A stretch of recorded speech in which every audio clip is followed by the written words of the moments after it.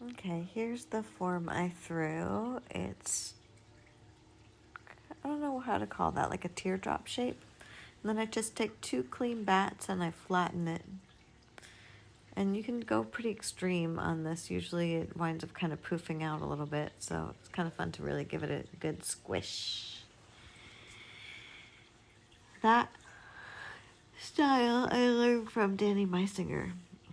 And then pulling the spout, pinching and pulling, depending on the wetness of your clay. You can do this with dry fingers.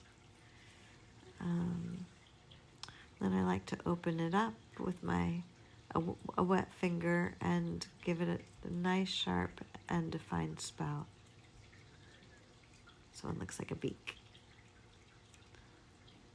Make the channel the throat of the pitcher and then define it from the outside. A lot of this is borrowed from Sarah Wells Rollins' pitcher tutorial that I watched on YouTube, that part.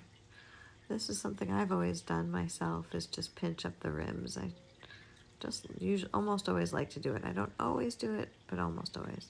Then I'm kind of gently sketching the shape and following that sketch that I want to cut out. That's always fun. And take that piece out. And then I can cut it off, and I've got a wiggle wire, so I'm going to make a little pattern here on my way through. Just because I don't trim these, I'm giving it just a little bit of interest on the bottom.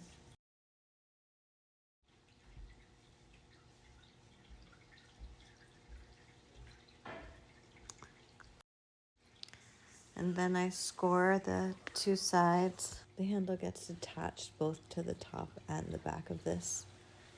I'm going to tap it down to give it a nice wide attachment there. I score 2 sides here, like the flat face and the back of that. Work it in. Opening. Really work it in here. A lot of cleaning. I spend really a lot of time cleaning these things. And finishing it up as nicely as I can at this stage. And then, once it's pretty much attached, I'm gonna turn it upside down, start pulling very, very, very, very gently. And then when I can feel that the handle can take it, then I start pulling.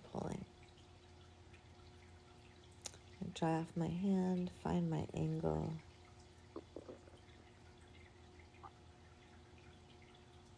Gently bring it back down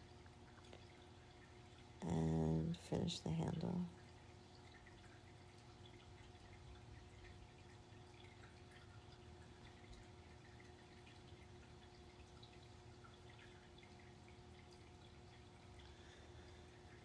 Checking it, seeing it slump, so I need to turn it upside down, give it a little shake back into place, and then I'm going to dry it on its belly for a little while.